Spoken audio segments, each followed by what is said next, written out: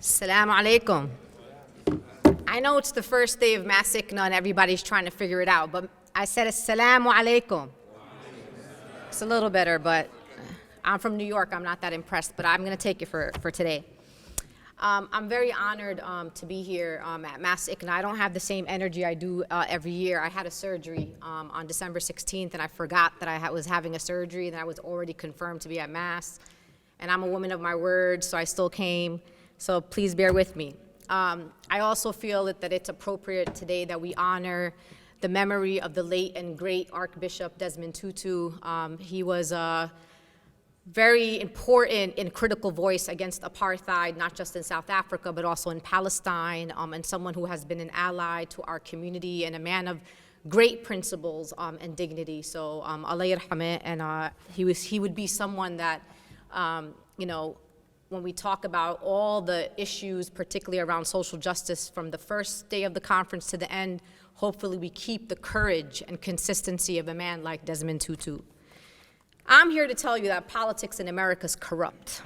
I'm here to tell you that the two-party system doesn't work. We're going to get through all of that, because I know that's what people think all the time. They say, Sister Linda, like, I'm tired of this. Every year we come to MAS-ICNA and you tell me this year is an important election year. Then we come back the year after that, you tell us this year is the election. And it's like every time you keep telling us every time is the most important election.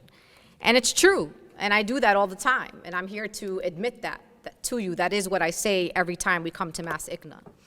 You know, one of the things I wanted to say to our Muslim community is that people think things change like one election. You go to the polls and everything's supposed to be perfect and you did your job and it's supposed to be good now.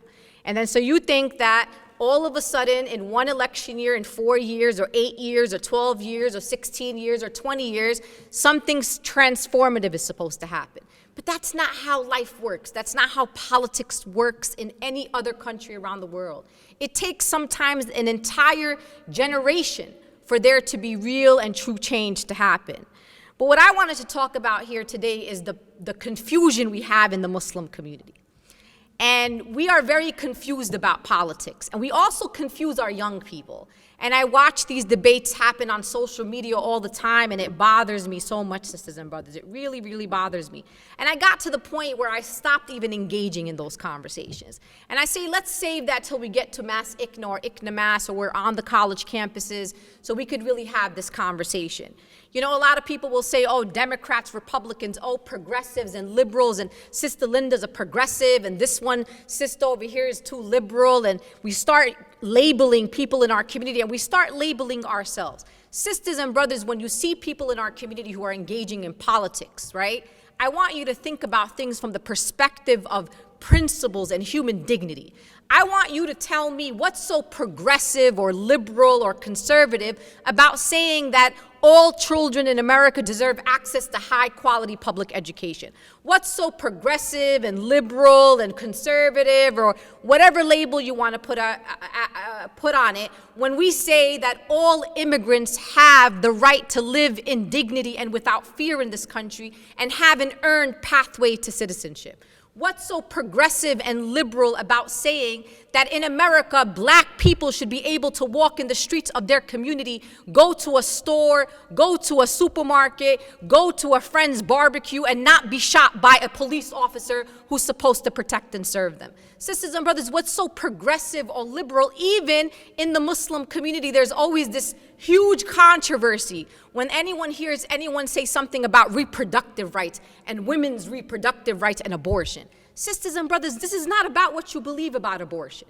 So when you have someone running for office and they start saying, oh, women's reproductive rights, we stand women's it's not about what you think about abortion. It's not about what the deen says about abortion. It's about whether you as a Muslim believe that you are going to allow the government to tell your wives and your daughters what to do with their body, or which doctor they could go to, or which hospital. Sisters and brothers, this is about power and control, and the question is, how much power and control do you believe the government should have about what you decide personally for yourself?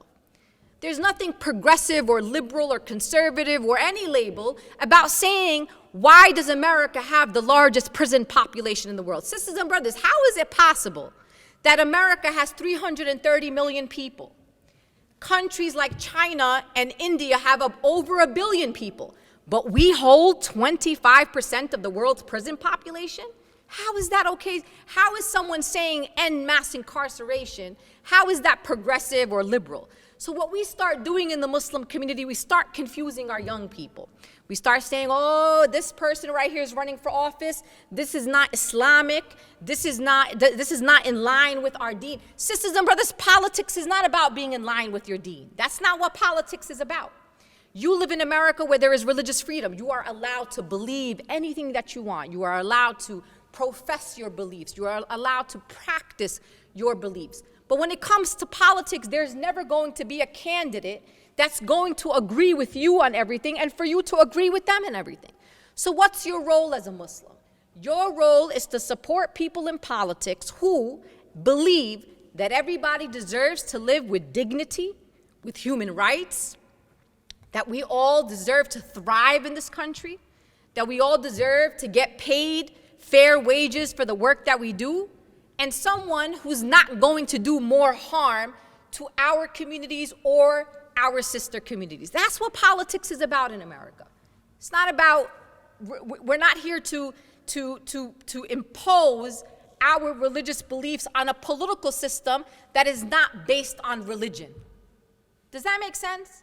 Because we're very confused about this in the Muslim community.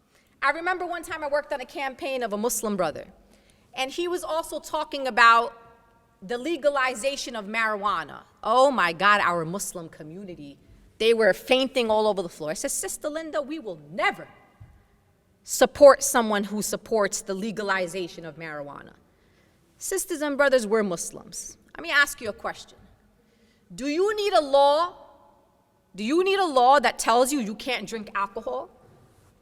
Right? Do you need a law? I'm just asking you. We are Muslims. We're not allowed to drink alcohol. Do you need me to go advocate to the government to pass a law that says Muslims are not allowed to drink? We don't need the law. So if you don't want to smoke marijuana, you don't smoke marijuana. That's just how life is. The reason why issues like legalization of marijuana are important is because when you say end mass incarceration, ending mass incarceration and legalization of marijuana goes hand in hand. We have 16-year-olds and 18-year-olds and 19-year-olds who have criminal records because a police officer decided to stop and search them and found that they had a joint in their pocket. And now for the rest of their lives, they have records and have so many impediments and obstacles because somebody had some marijuana in their pocket.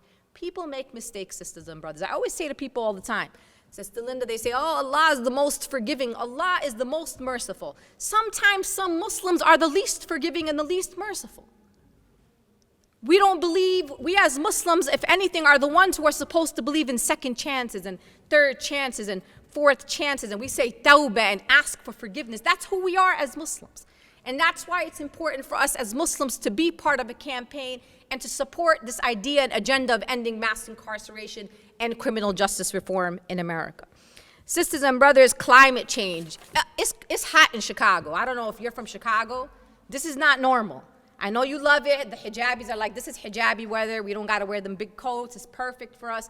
This is not normal, sisters. This weather around the country right now in the end of December is not normal. We need to support people who support legislation around climate justice, around climate energy, about renewable energy. We, sisters and brothers, this is our issue, because you can tell me justice for the Muslims and justice for this. If you don't have a planet to live on, it doesn't matter if you get justice. It's just really, it's not really even worth it, right? So this is why in politics we have to think about our priority issues and work towards those issues with the understanding that you're not going to agree on every issue.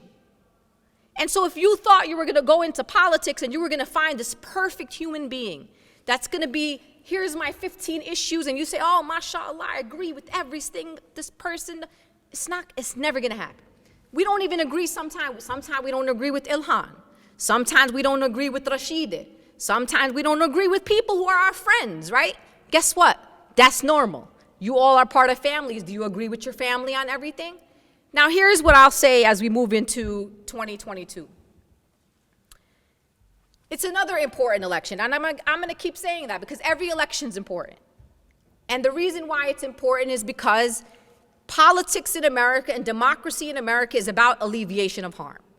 We're not going to free Palestine. We're not going to free the people. It's not going to be full liberation because you went to the polls and you put a piece of paper. That's not how people get liberated. That's never been the way towards liberation. Democracy is a tool to alleviate harm. It's a way for us to stop some of the bleeding on our people. So when you elect somebody like Joe Biden, did you think that defeating Trump and electing Joe Biden, subhanAllah, we're all going to get free? That's not how it works. We're going to still deal with a lot of the same issues because this is a long-term fight that we have to be in. We have to be committed to the long term. But for example, the first executive order that was signed by President Biden was the Muslim ban, rescinding the Muslim ban. That's important work, sisters and brothers. We can't deny that kind of important work that happens when you are going from one administration to the next. For me, sisters and brothers, all politics is local. I'm tired. I don't even care about 2024, to be honest with you. Because we always realize that it doesn't even matter who's in the White House. It's who's the boss in Congress, that Congress is the boss. The Senate is the boss. And I also, this whole thing about, oh, the Senate, the Democrats have the majority. No, they don't have the majority. It's a lie. They don't have the majority right now. They have to, they're like barely +1 sometimes. And you know how we have Democrats in Republican clothing and Republicans, it's really bad. It's very confusing. My point is, sisters and brothers, we don't have to play a numbers game. Start electing people. Start doing the work.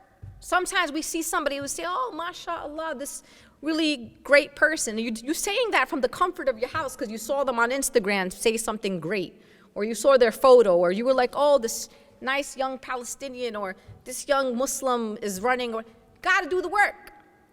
You got to put your money where your mouth is as a Muslim community. One thing I always say to people all the time, and Brother Nihad knows this because he's done a lot of fundraising around the country. Sisters and brothers, our community is loaded with money. I'm talking about, I could fill this room right now with $100 bills, and we could swim in it together. And the question that what we have to understand in the Muslim community is that as much as we invest in humanitarian and charity, and we give our money to Yemen, and we give our money to Syria, and we give our money to Bangladesh and to Somalia, and we give our money to Palestine, and I want you to keep doing that. But we also got to give our financial resources to the system here because that is what our opposition does. Our opposition organizes their money on the issues that are important to them, whether it be on Israel, whether they care about protecting the fossil fuel industry because they're big businessmen, whether they come from the pharmaceutical industry, whatever industries we have, you already know this. The gun industry in America, the pharmaceutical industry, these are people organizing their money. The anti-immigrant movement organizes their money. We could organize our money too. What's the problem? We could organize our money too. And so as we move into 2022, Brother Nihad said something that's really important. School board. Run and be on your school board. You know how important it is to be on a school board, that you get to be part of making decisions about our children's education? You know how important it is? School board for me is one of the most important places, and guess what? Anybody could run for school board. Is there a local alderman or city council seat that you can run for? In New York, we just elected the first Muslim American woman to the New York City Council. We elected Zohran Mamdani, a young Indian American Muslim, to the New York State Assembly. He is a pro-BDS, pro-Palestine, pro-healthcare, pro-immigrant, young, 27 years old, and he has taken the New York State Assembly by storm, and he's a young person from our community. Sisters and brothers, we need you to run for office. Guess what happens when you run for office? Sometimes you lose, sisters and brothers. Guess what? That's part of how this thing goes. You lose. Let me give you a quick story before I get off the stage. Cori Bush. Who knows who Cori Bush is? Cori Bush, if anybody asks me, she is my favorite member of Congress. That's just bottom line. And I know we got sisters that are from our community, but Cori Bush is my sister. And she is in St. Louis. You know, Cori Bush ran in 2018. You know that, right? She ran against Lacy Clay. Lacy Clay was in Congress for probably over 30 years. And then before Lacy Clay's father was in Congress. So here comes a young black woman that comes out of the protest movement in Ferguson after the murder of Mike Brown. And she's a nurse, and she's pro-Palestine, and she's pro-BDS, and she supports Medicare for all, and she supports immigrant communities, and she's a police reform activist, and all of that good stuff. So she runs in 2018, she loses. You want to know what's crazy? People in her own community was like, whoa, whoa, whoa. It's not your time. Why are you going up against Lacey Clay? Because, you know, Lacey Clay was also a black man, and she's a black woman. So it's not your time. Wait your turn. Not right now. So she runs in 2018, and she loses by a very small margin. She's discouraged. And then the movement went back to her and said, run again, because sometimes you lose the first time. And guess what, sisters and brothers? When you lose, you learn things. You learn lessons. You come back stronger the next time. 2020, here comes Cori Bush. Cori Bush wins. She beats an entire Lacey dynasty. That's what they called them, because they were going from family member to family member in Congress. And here comes Cori Bush, courageous, brave. She is the most courageous member of Congress and says it like it is and makes it plain and reminds me often of our great brother Al-Hajj Malik Shabazz. That's the kind of people we need in politics. And if it wasn't for the support from the Muslim community, she'll tell you this herself. The money that comes from the Palestinian American community, and we have some fundraisers actually coming up for her in January, Cori Bush is not going to be able to maintain her seat. So don't just applaud people when you see the good ones go in, and then you just think that magically they stay in office. That you got to keep supporting them and keep them in office. And so I'm looking forward to 2022. If we lose in 22, meaning, not we, because sometimes I'm not even with them either. I'm like a small Democrat, like a D, small d, not capital D. I'm not always proud of my affiliation with the Democratic Party, to be quite honest. But in the meantime, until that long work that we have to do to ever get to the point where we have a strong, well-organized third party in America, which I do believe is possible, in the meantime, we found a home, a small home, a little corner over there, because sometimes they be putting us in the corner.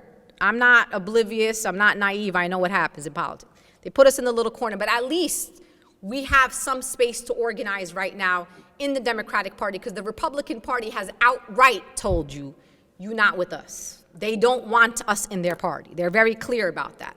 The Democrats have more subtle ways of telling us that sometimes, but the Republicans have been clear about we are not welcomed in the party.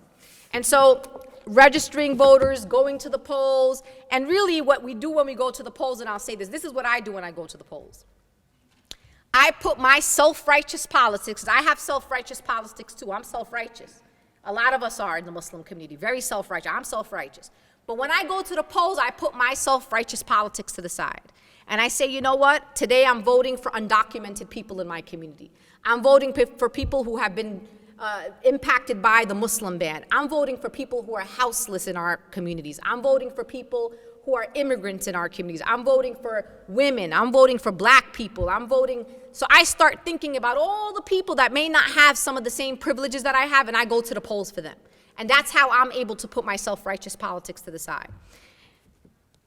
After the session at the American Muslims for Palestine table, which is booth 428, it's at the opening of the main room, you know, in the bazaar. I'm going to be doing a book signing there. And the reason why I say that is because organizing, you don't have to be extraordinary. You don't have to go to school for organizing. You don't have to have a degree in community organizing. You don't have to be someone extraordinary. And a lot of times people ask me this one simple question. Sister Linda, how did you get into this work? And so I just wrote a book about it. And so if you want to get my book, it's going to be sold at the American Muslims for Palestine, and I will be there signing my book after the session. Thank you so much, sisters and brothers. Assalamu alaikum.